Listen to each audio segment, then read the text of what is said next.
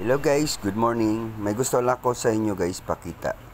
Kasi ito guys nangyari yung nakaraang araw, yung nangyari sa atin na disgrasya tayo sa motor. Ayun guys, ito mga pangyayari at saka may nakuha ako ng konting videos lang sa ating naganap doon sa aksidente ng motor ko guys. Kaya gusto ko rin mag-explain kung paano nangyari ito, bakit ako na bumaliktad sa aking motor. Kaya ito guys, panoorin natin dito guys kasi ididemo ko kasi napakaluwag-luwag ng daan bakit tayo na disgrasya o na baliktad sa ating motor guys. Ito yung guys ang demo natin na gagawin natin guys. Ayan guys, gumawa tayo ng demo dito. Kasi minsan hindi kasi biro ang pag-drive o magkuhan lang tayo sa mga magbibiyahe tayo, lalo na kapag national road.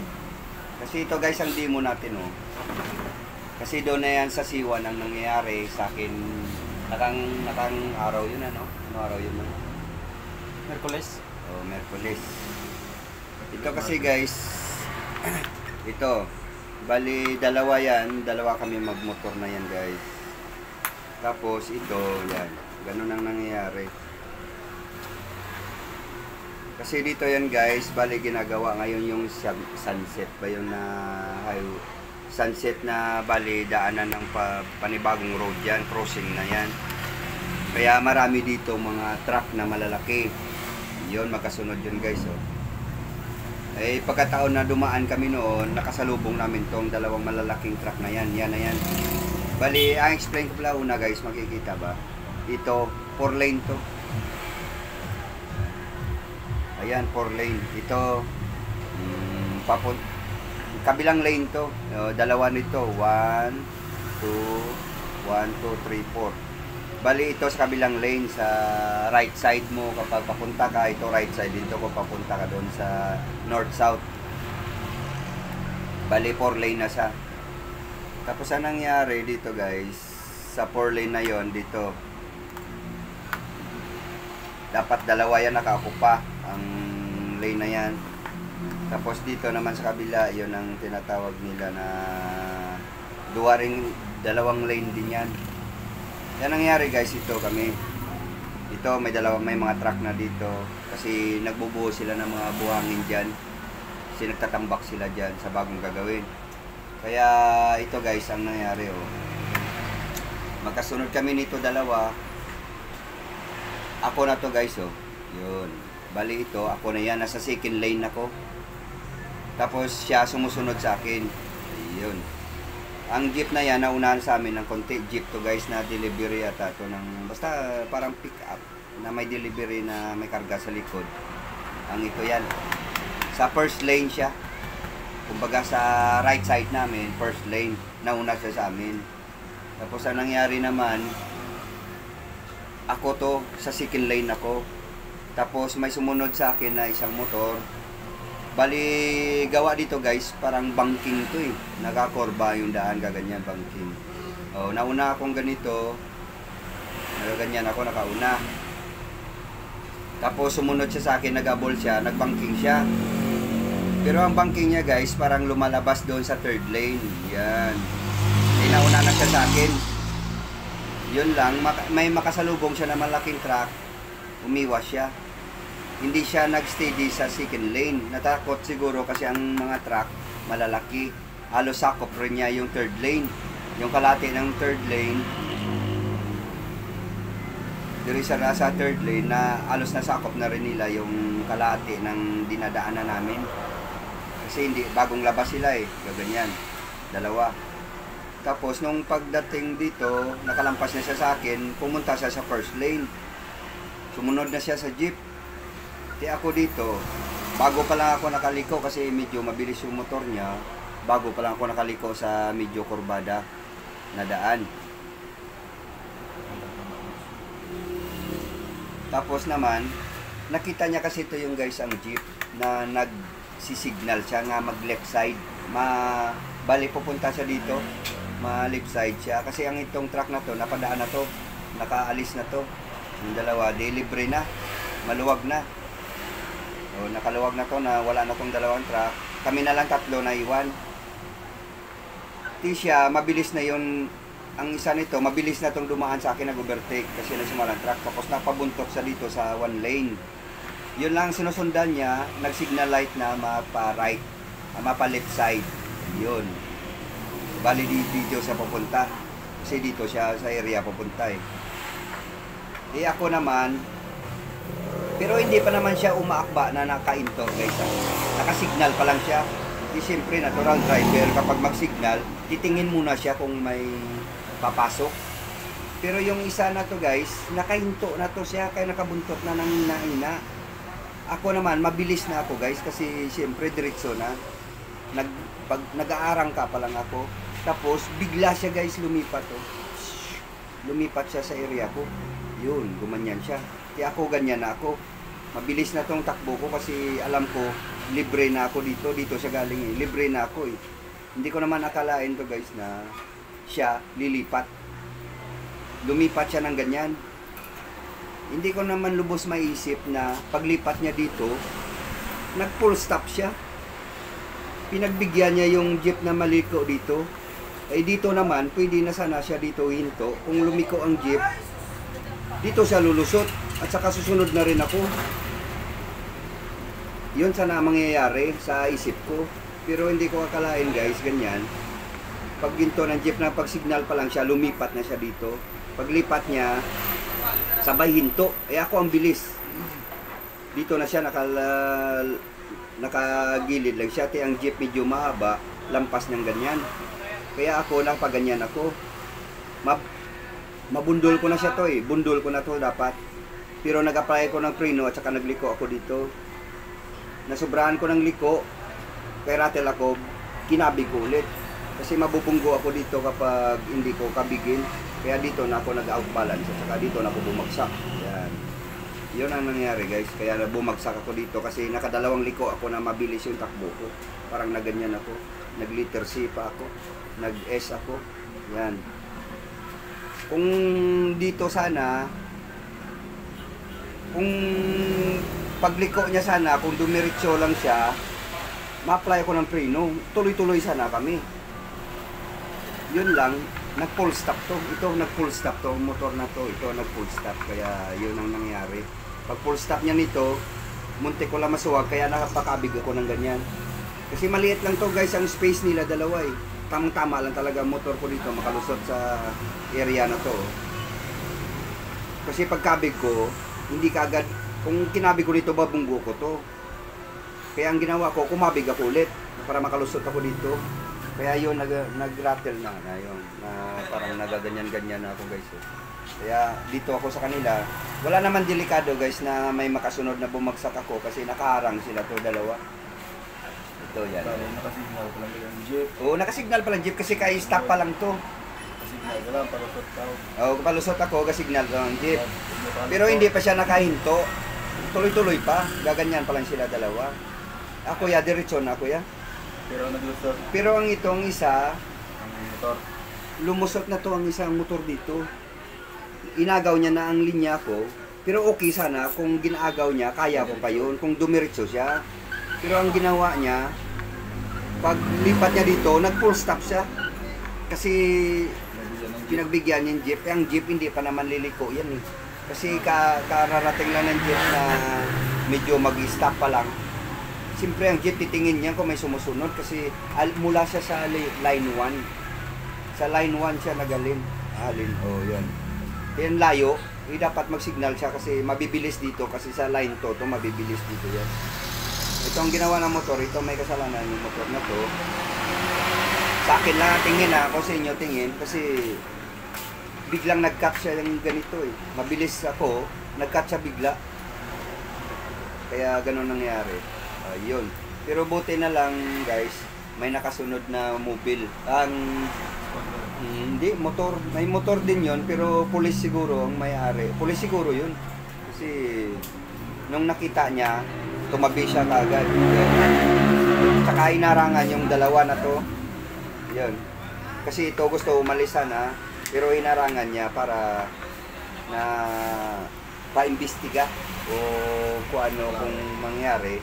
Kaya dito, tumabi ako dito. tumayo ako tsaka tumabi dito kasi naramdaman ko yung paa ko na medyo masakit. Masakit yung paa ko. Kaya yung driver nito pumunta rin sa akin. Sabi niya, mo ano. Pero sabi ko naman, parang wala naman ako nararamdaman. Parang paa ko lang. Kaya pasalamat tayo sa nag-concern sa atin. Lalo na sa isang, si ma'am na yung police na naka-Mirage. Hindi ko yung kilala. Pero siya nag-assist sa atin yun hanggang makaalis ako. Tumawag rin ng ICER at saka yun, nilagyan lang tayo ng mga galos naman natin kasi dito sa tuhod ko guys may galos din. Yun lang nilagyan ng betadine. Kaya pakita ko sa inyo yung guys yung video nangyayari doon. Pero hindi sa actual na nangyari, yung tapos na yun. Nung binigyan tayo lunas ng mga first aid. Yun, okay na kasi ang bilis ng responded nila nung nangyari na yun. Kaya ito ang tanungan, kaya bakit tayo nagkaroon ng injury? Yun talaga guys ang nangyari. Yung ginkat tayo dito, kaya sabi ko sa mga motorista na kagaya ko, o sa mga ibang motorista, mas maganda doble ingat, pero tawag na disgrasya. First time ko kasi na-experience na ganun guys, na kahit doble ingat ka, kapag may tawagin bala na rider na kamuti rider na hindi mo alam, talaga madisgrasya na hindi mo talaga maiwasan kahit anong ingat mo. Kaya yun, na-experience ko yun kasi ako kahit na medyo hindi naman ako gaano katagal nagmamaniyo ng motor, pero alam ko yung roll sa daan, kung paano mangyayari sa roll sa daan. Kaya yun ang nangyari na yun sa isang motor na yun, yun ang malaking kwan niya. Inintindi niya lang sarili niya na nagmamadali siya o ano, pero hindi niya, wala siya concern sa mga kasabay niya. Kaya yun ang nangyayari sa atin guys. Kaya nagkaroon tayo ng injury sa paa. Okay rin naman sa ngayon, yun lang namamaga, pero nakakalakad na tayo. Ay nakaraang araw, yung first day siguro yun, talagang akala ko wala, pero pag tanggal ko ng sapatos ko, yun, na maga na yan guys. Kaya isang araw tayo hindi gano'n nakapaglakad ng maayos. Yun na guys, ano masasabi niyo sa explanation natin to sa demo ko? Kasi kung sino may kasalanan talaga. Kasi mayroon man di may iwasan mag-comment kasi ganun. Kaskasero ka, kuwan ka sa daanan, hindi ka nag-iingat o ganun. Pero masasabi ko talaga sa mga kapwa ko naman motorista, talaga na disgrasya, minsan hindi mo talaga maiwasan kahit dobling ingat ka pa. Yun nga sinasabi ko kasi minsan mabilis lang pangyayari guys, split seconds lang na hindi mo akalain, parang nagugulat ka talaga. Pero sa akin kaya ko sana iwasan yun kung iisa lang, pero yun lang, sa sobrang bilis mo hindi mo na talaga mapapansin na ma-outbalance ka talaga kasi nag-letter C ako eh. Umiwas ako sa una, nag-iwas pa ako sa pangalawa. Kasi yun, nag-out control na ako yun. Pero kung walang jeep na to, kaya ko to, yung nag-full stop siya, na parapiting na ako, kaya ko pa iwasan yun. Yun lang, may jeep dito. Kaya doon ako na bagsak dahil sa jeep na to. Kasi nung naiwasan ko yung puwet ng motor na talagang sasakay na talaga ako sa motor niya, pinilit ko talaga iniwas yun kahit malapit na. Yun lang. Pagliko ko dito ng jeep na, nagkabig ako ulit pa ganyan. Nagpakaliwa ako ulit. Yun, nag-outbalance na ako to yung guys. Kasi nag-a-apply ako ng preno. Hindi ko naman talaga ma-preno kaagad yun. Kasi ako mapahamak kapag in-full stop ko pag preno ko. Kaya nag-preno lang ako, nag-alalay lang ako nag-preno na parang nag-split preno lang ako para medyo maghinto lang ng konti yung motor ko. Kaya yun, hindi tayo gano'n na puro one. Pero kung nag-apply tayo ng preno ng malakas na nagugulat tayo, siguro baka napalo yung katawan natin sa semento o ano. Pero maganda naman yung pagkabagsak natin kasi medyo pag-preparar tayo, nakatingin tayo kung saan tayo babagsak. Kaya yun, wala tayong galos sa kamay. Yun lang siko. Kasi ito inuna ko guys, number 1, inuna ko na lang talaga to. Kaysa ulo ko o kamay ko. Kasi kung kamay ko yun, sigurado wala akong gloves. Ubos to. gas-gasin niya to lahat kapag yun ang tinukod ko. Yung pagbagsak ko guys, sabay bitiw na manibela at saka ito. Ayun. Inikot ko na lang at saka yung pag-ikot ko ng paa ko. Ito siguro yung paa ko kaya namaga. Yun ang huling bagsak ng katawan ko. Palo ng paa ko. Kung sa iba, di ba, marami yung ulo. Huling palo ba? Pagbagsak ng katawan, sabay ulo. Pero sa akin, pinuluktahan ko yung ulo ko dahil sa siko ko. Na ganyan ako. Kaya ito nakabagsak. Nauna. Itong inuna ko nilagay. Tapos sabay siguro ulo ko. Nasahod ko yung ulo ko kaya wala. Sa dito wala. Dito lang at saka sa to. Kasi madalasan yung iba. Kaya marami silang sugat dito guys. Ganito. Dito. Tsaka dito. Kasi pagbagsak nila yan na biglang preno yun. Nasabay siya sa motor, hindi nakapagpitiw. Kung anong subsob ng motor, dadalhin ka kasi ng pressure ng motor yun. Kasi pagbagsak yan, ang lakas talaga ng bagsak nun kapag hindi mo binitiwan ang manibela. Masabay ka talaga yan. Hindi mo ipalo yung kamay mo, ipalo mo ulo mo. Ayun ang madalas na kwan. Kung mas maganda yung alam mo babagsak ka, bibitiw ka na sa motor mo. Hayaan mo na yung motor. Kaya ako, wasak na rin yung kwan ng motor ko. Pero total guys, ang motor ya, pwede natin mapalitan yan yung mga ilaw niya, headlight niya, flarings niya, mapapalitan natin yan. Pero yung mukha natin, hindi natin talaga mapapalitan yan.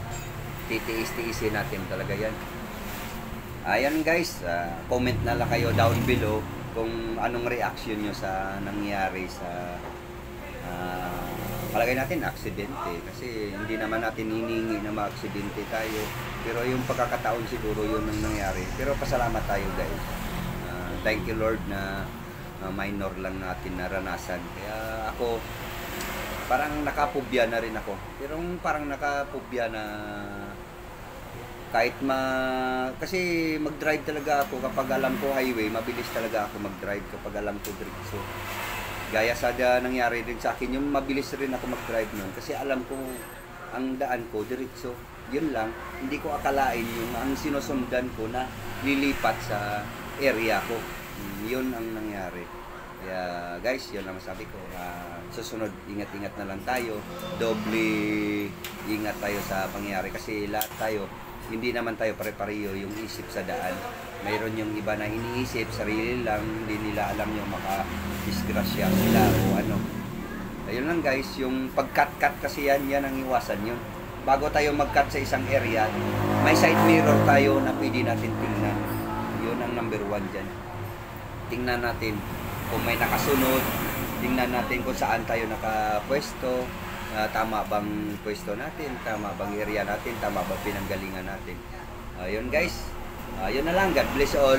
Tapos, kayo na lang bahala kung tama in-explain ko sa inyo. Okay guys, love you all, bye bye and happy Friday. God bless.